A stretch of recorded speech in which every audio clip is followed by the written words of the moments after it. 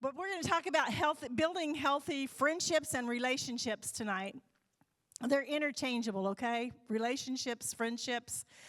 Surveys will tell you that people today only have normally 3 to 4 close friends in their lives. And just 10 years ago, the surveys said that number was 13 to 14. And so there's proof right there that in today's culture, we are less connected than we ever have been. And especially, for sure, less connected than we were 10 years ago. But strong friendships are good for you. They're healthy for you, David. You need strong friendships. Strong friendships keep you healthy longer, and they promote long life. We need each other. We need healthy relationships in our families, in our marriages, in our friendships, in our jobs. On the other hand, unhealthy relationships really negatively affect you and impact your lives and your emotional health. They cause anxiety, they cause depression, low self-esteem. The list goes on and on. It can lead to social isolation, difficulty trusting other people, mood swings, chronic stress, on and on. It really impacts your emotional well-being if you have unhealthy relationships. The constant negativity and emotional instability can result in feelings of not feeling worthy or a lot of self-doubt. It's not just emotionally that it affects you, it actually impacts your health as well. The stress that you go through, it can cause headaches, and it can cause muscle tension and fatigue, and your immune system is lowered if you have unhealthy relationships. It brings on a risk of heart attack and high blood pressure. It disrupts your peace. It disrupts your sleep patterns. And over time, these things can become really serious in your life. So it's very vital and it's very important for you to have good, healthy relationships. I'm mostly going to focus on friendship relationships tonight, but please know that these principles can be used in every single relationship that you have. Now, choosing your friends, this is the beginning and this is the start of what's so important. It goes all the way back to the Old Testament, when the Lord told Israel that they weren't supposed to have anything to do with the people of the land that they were living with or living among, because they had influence over them. And the kind of people that were living all around the children of Israel, they served false gods, and they didn't know the one true God. And God knew that they would influence the Israelites. And so he told them that they were supposed to stay away from them. In other words, they were not supposed to make close friends with those people. In Proverbs 12 and 26, it says, "A righteous man is cautious in friendships, for the way of the wicked leads astray." So friends, they will bring a lot of happiness into your lives, probably more than any other thing. Friendships bring a lot of happiness into your life. Good friends, they can relieve stress, they can provide comfort and joy, they can prevent loneliness and isolation. Developing close friendships and relationships has a powerful impact on your life. But in choosing your friends, always remember that you tend to become like them. You tend to become like your friends. And would this be a good thing? Ask yourselves these questions. Do they have a tender spirit? Are they kind? Are they encouraging? Are they uplifting? Do they talk bad about other people? Are they complainers? Are they whiners? Don't forget that whoever you're hanging around with, that's what you're going to end up being. Are they negative about everything? Are they jealous? Do you leave their presence feeling uplifted and good in your spirit? Does your spirit feel heavy when you walk away from them? Do they make you feel better? Are they easily offended? I know all of these to be true because I've had it happen in my own life. When I'm hanging around certain people that are complainers or they're whiners or they're negative, it rubs off on you. And you walk away feeling the same way that they've rubbed off on you. And that's not what I want to be. How about you?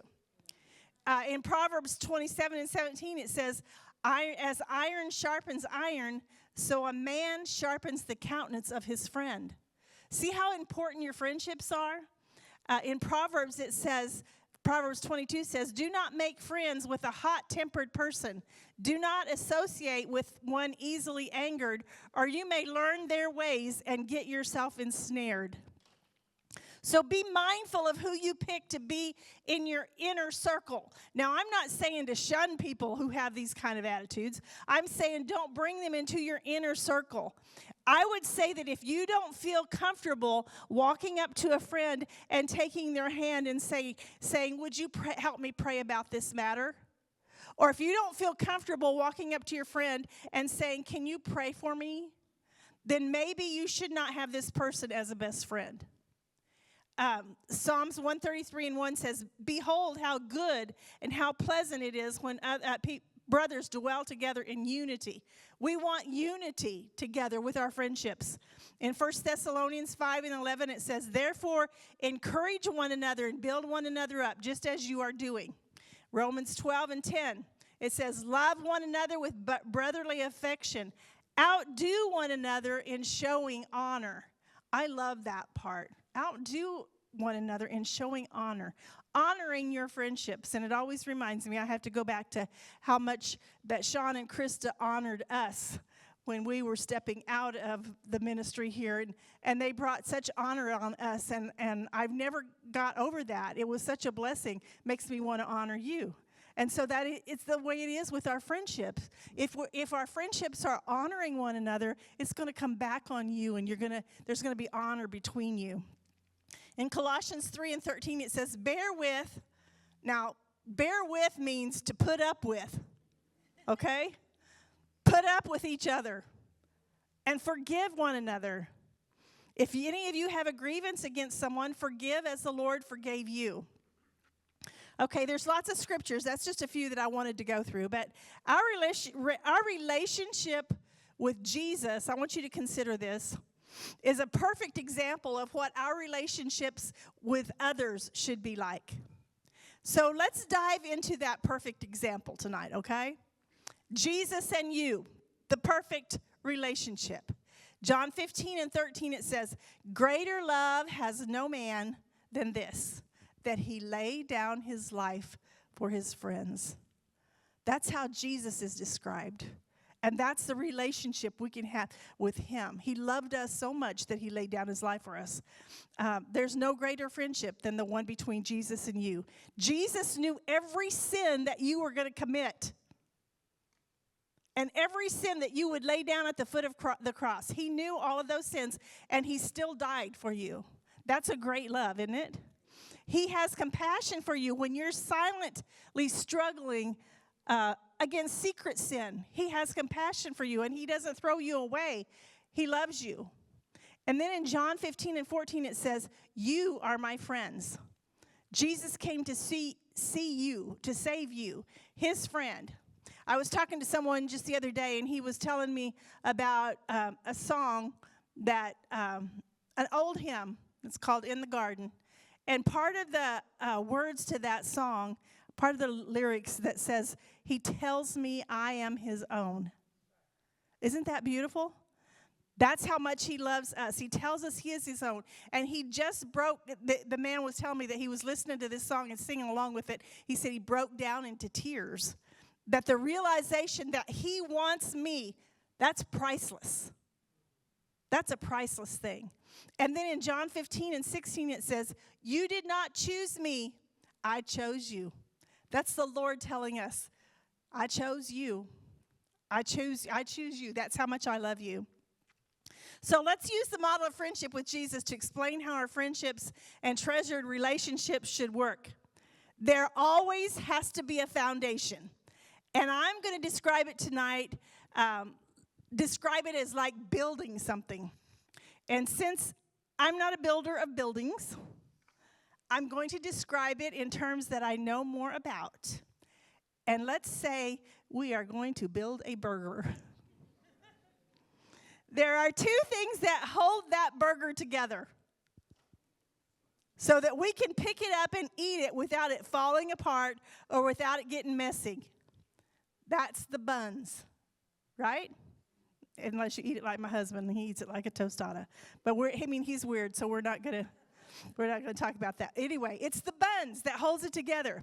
And when Jesus decided to build a relationship with us, he first laid the bottom of the bun down, and we're going to call that love. Our relationship, our friendship with Jesus was built on love. His love for us knew no boundaries. He loves completely. He loves without prejudice. He loves completely without condemnation, without reservation. He doesn't care what family you're from. He doesn't care what social class you come from. He doesn't care about the color of your feet. No, not the. He doesn't care about the color of your hair or the size of your feet. Okay. Does that make sense? That makes more sense, huh? Of course, we all do have colored feet, right? I don't know. He just loves you. It doesn't matter. It doesn't matter what you look like or where you come from. He just loves you. It's great having a friendship like that. Love should always be the foundation or the first layer. It's wonderful to have a friend who loves through all the ugly about me as well as all the beauty about me. It's wonderful to have that friend who knows me inside out and still loves me. Those are rare friends, and those are the friends that are the closest to me. Jesus modeled that perfectly. But his love is not just a brotherly love like we have. It's a perfect love. It's called agape love. And that means that it's supernatural. Agape love.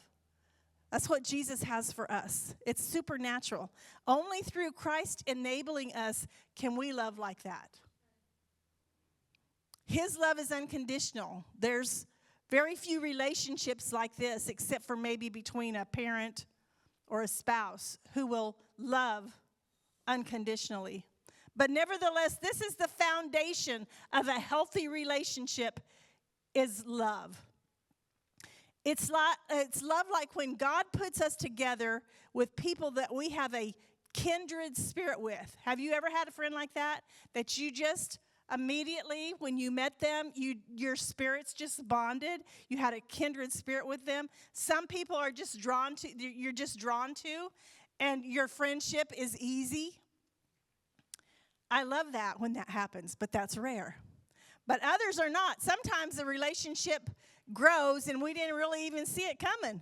We're like, I never thought I'd be friends with her. I never thought I'd be friends with him, right? Sometimes relationships are seasonal.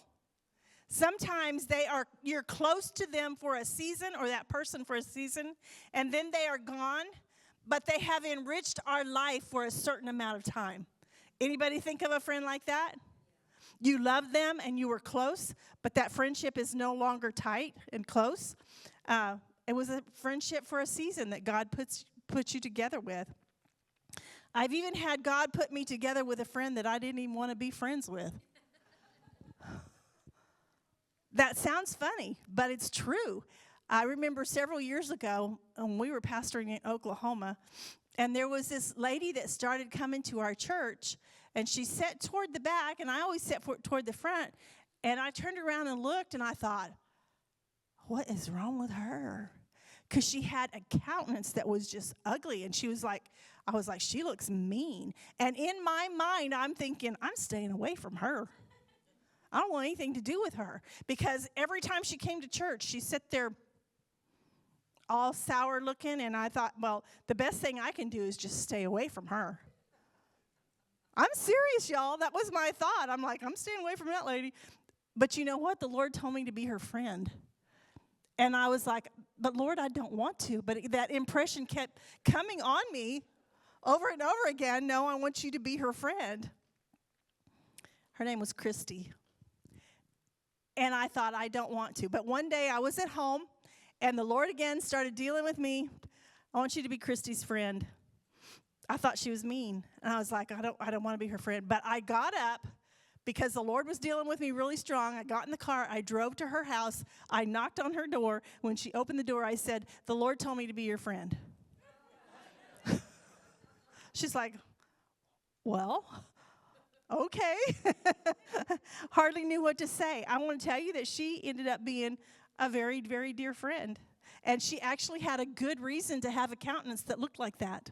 Her husband had just committed suicide. I didn't know any of these things about her. But come to find out, she had good reason to have a downcast look on her face. And because the Lord led me to, and because I was obedient, she became a very dear friend of mine. And we had very close friendship and relationship. Then she moved off to Tennessee, and I don't ever hear from her. But during that time, she was a seasonal friend, but she was also a friend that I didn't want to be friends with. But now I'm so glad that I was obedient to the Lord. Or you might have a friend, sometimes someone will choose you. You don't choose them, but they've chosen you to be their friend. And you're thinking, my husband had a friend like this. When we were younger, he had a friend that would follow him around, and he just wanted to be my husband's friend. He just wanted, and he was annoying. And he just was like, Mike would say, he just annoys, and he would come to our house and would never go home, you know? And so it was like, oh, he's chosen me. But finally, you want to tell that story? What happened? How did you become his friend? How did you become his friend? Yeah. He wore me down. Well, you know what? He's still your friend today. In fact, he was at our house just about 3 days ago. And that was a long time ago. And so, anyway, sometimes they choose you. And your lives, you know, God puts you together, your relationships and your friendships. Okay, so don't forget, the bottom of that bun is love. Well, we have to have a top to the bun. And the top to the bun is forgiveness. And again, we have to look to Jesus as our model.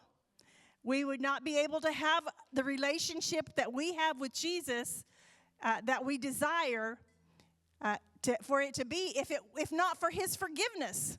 Because sin is what separates us from God. And so without his forgiveness, we wouldn't be able to have that kind of a relationship with him. But it's like he puts his love down here, and then he covers us with forgiveness. And so we always have the opportunity to go to him when we know. Think about how many times that our actions or our attitudes may have disappointed or hurt him. And yet we always have the same opportunity to go to him, and he covers us with forgiveness. It's the same in any relationship. If I have wronged you or if I've hurt you, it would not be possible for that relationship to grow if there's not forgiveness in it. If I've hurt you, if you don't have the ability to forgive me, then our relationship will never be the same again. Vice versa. If you hurt me and I don't have forgiveness for you, then our relationship would never be the same again. So, y'all, please forgive me. Because I want our relationships to be good, right?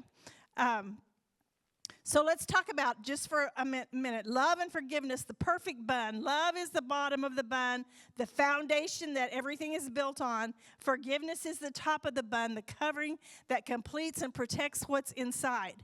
When we look at Jesus, we see both love and forgiveness perfectly modeled.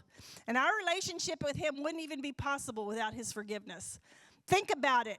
How many times have our actions or our attitudes hurt or disappointed him? Yet he continues to forgive and to restore and to love over and over again. Let's think about some examples and instructions for forgiveness. Number one, forgive as God forgives. In Matthew 6:14, it says, "For if you forgive others their trespasses, and your heavenly Father will also forgive you. But if you do not forgive others, neither will your Father forgive your trespasses." So forgiveness is not optional. Even if you don't stay their friend, forgiveness is not optional. You still have to forgive, even if you don't remain close friends. Okay, forgive as God forgives is the first one. The second one is to forgive repeatedly and unlimited. Wow, that's hard. The Bible says, then Peter came to Jesus and asked, Lord, how many times shall I forgive my brother or sister who sins against me? The answer, Jesus said, up to 7 times is what Peter thought he was being really generous there. Should I forgive 7 times? Is that enough? And Jesus said, I tell you, not 7 times, but 77 times.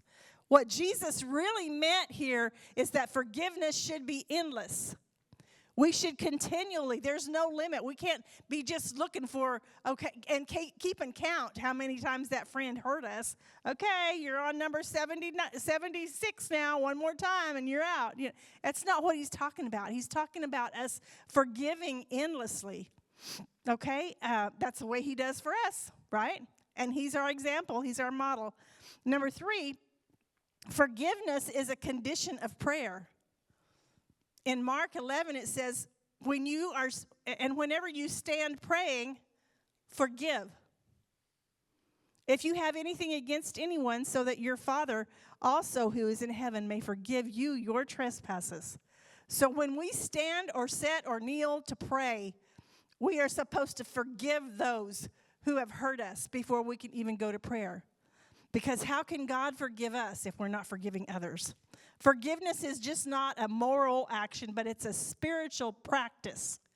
It aligns us with God's grace. We cannot accept God's grace or have God's grace if we're not aligned with his laws of forgiveness. Okay, number 4, Jesus forgave from the cross. Y'all, this is huge for me because he forgave from his own place of pain. Now, you think about that. He's hanging on the cross in all kinds of pain, and he spoke words of forgiveness. He said, Father, forgive them, for they don't know what they do. He spoke words of forgiveness, not words of curses. Are you able to forgive from your place of pain? That's hard, isn't it? But he did, and he's our model. When you're crushed by that friendship or that relationship that has, literally crushed your heart, how do you forgive? How do you do that? Are you able to forgive from your place of pain? Only supernaturally, really. Only supernaturally. It's not possible. So many times it's not possible for us, but it is through the Lord. And we have to ask. And the thing about it is that number 5 is to choose forgiveness. Even when it hurts or it's undeserved, choose forgiveness. Forgiveness doesn't mean pretending that the wrong never happened. It just means choosing to release the resentment. And many of you who've been hurt, or maybe some of you here tonight have even been abused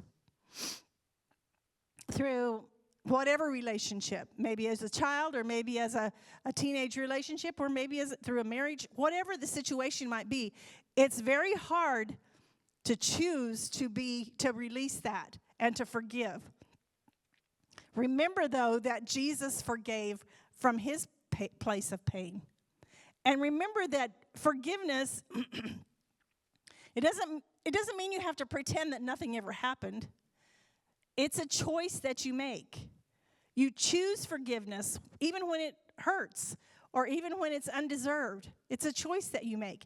And sometimes it's a choice that you make over and over again. You may think that you have everything under the blood. You may think that you have prayed through that hurt and you have forgiven. And then a couple weeks later, something happens and it reminds you all over again of that hurt. Guess what? You get to choose all over again. You have to choose all over again to let that go. You have to say to yourself, I choose to let it go, even if they never apologize to me. And I'll tell you one thing that makes it easier for me, and it sounds funny. I told somebody this just a few days ago, and they looked at me like I was crazy. Pray for that person. Even if all you can get out is God bless them.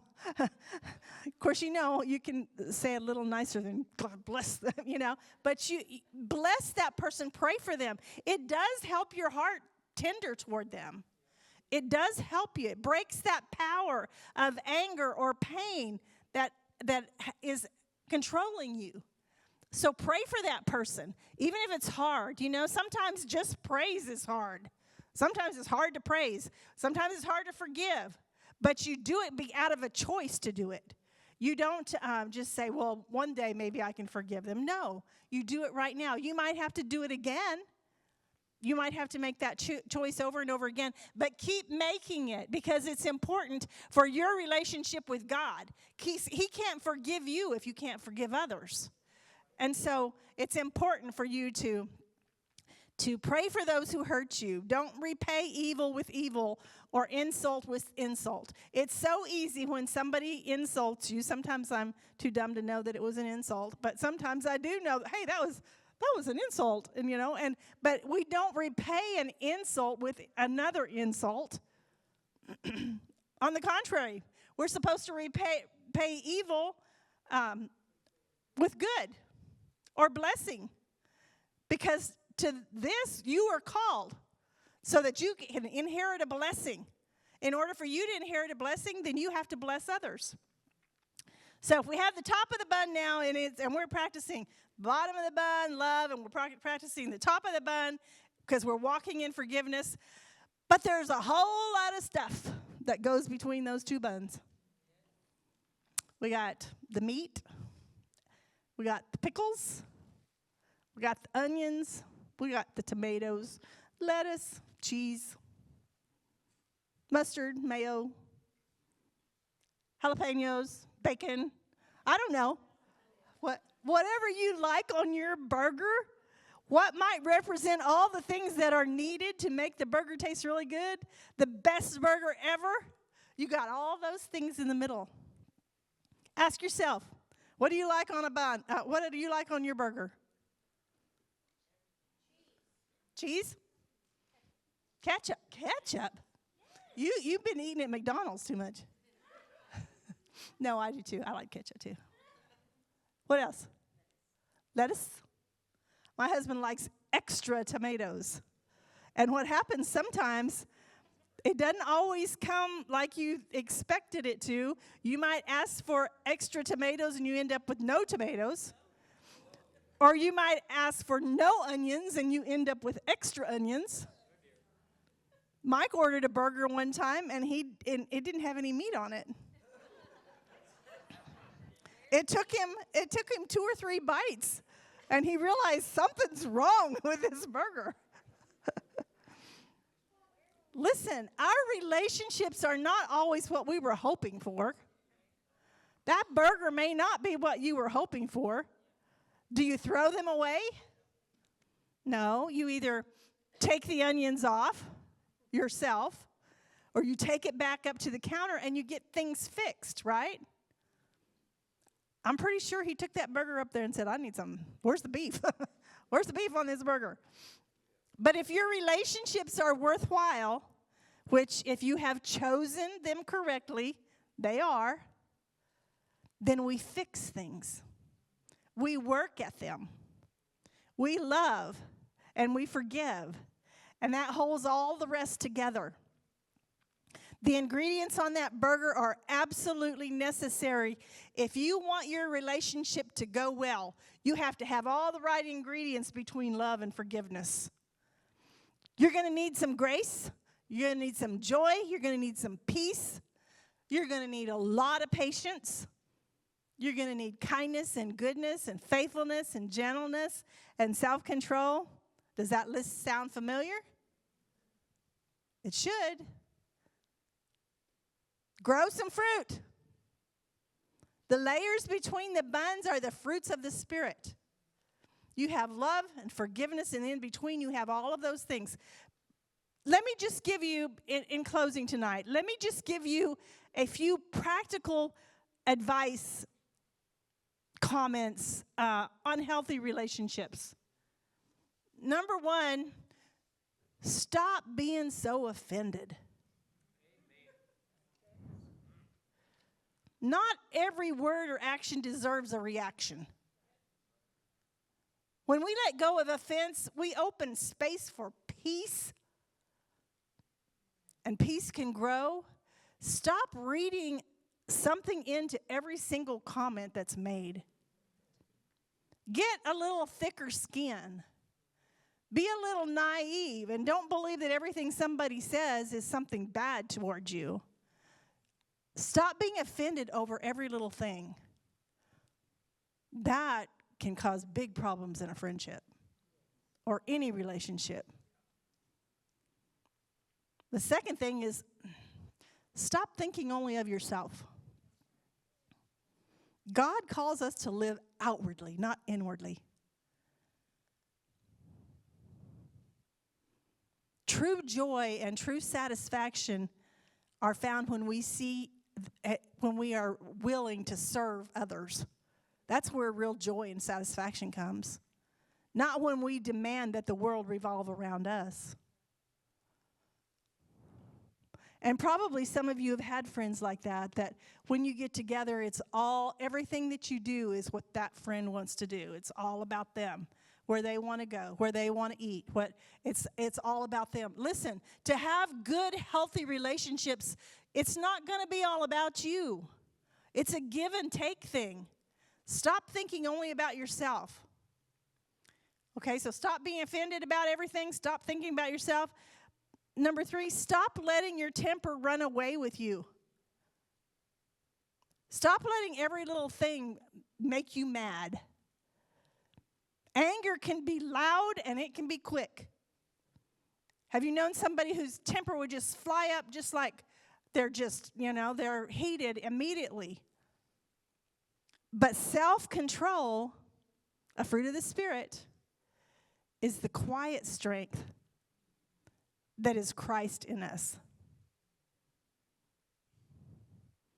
I'm not saying you can never be angry about something. Jesus even was angry at times. But anger can be loud and quick, and your temper can run away with you, and it damages your relationships. It damages your friendships. But operate with self-control, the quiet strength that is Christ in us. When we pause and pray and we choose patience, we mirror the love of Christ. The next thing that I want to bring to your mind is don't say everything you think. I'm serious. We don't have to say everything that comes to our mind. It's a sign of maturity to be able to filter your thoughts and to refrain from speaking every idea that comes to your mind. You don't have to say everything that pops into your brain. That causes peace. That promotes peace in your relationships. If you hold your tongue and don't say just anything and everything, they don't need to hear everything you think. When you refrain from saying everything you think, you're practicing self-control and gentleness, fruits of the Spirit. Those ideas or comments that you make, you might feel really strong about them. But sometimes it's just much easier and much less problem if you'll just keep them to yourself. We don't need to say everything that pops into our mind. Grow some fruit. Galatians 5:22 and 23, it says, but this fruit of the Spirit is love, joy, peace, patience, kindness, goodness, faithfulness, gentleness, and self-control. My key takeaway from the lesson tonight is this: healthy relationships are built on love, held together by love and forgiveness, and flavored with the fruits of the Spirit. When we model our friendships like this, and we model our friendships after Jesus, we experience connection and we experience healing and unity that reflects God's heart. I don't know about you, but I want my friendships to be like that. I want to be surrounded with friendships that I can say, Will you pray with me about this situation? I want to be like-minded in my friendships and my closeness with others. Okay, so the last thing I want you to do, and I want you to do this on your own, not with your group at your table. I'm going to ask you a couple of questions. Number one, I want you to write down 2 or 3 close friendships. After you do that, I'll give you more instructions. Write down 2 or 3 close friendships. This is just kind of a friendship checkup, relationship checkup here. Write down 2 or 3 close friendships. If you only have one friend, write that one person down, or one close friend.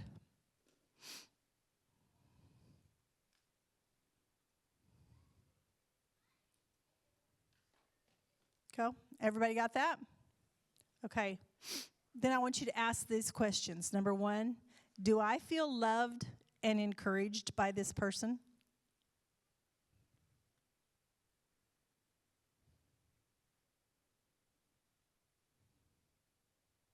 Be honest with yourself. Do I feel loved and encouraged by this person? Number 2, do I make them feel the same way?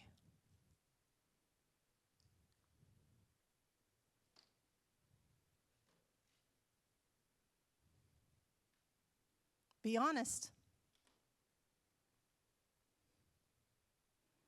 Number 3, is there any forgiveness that needs to happen?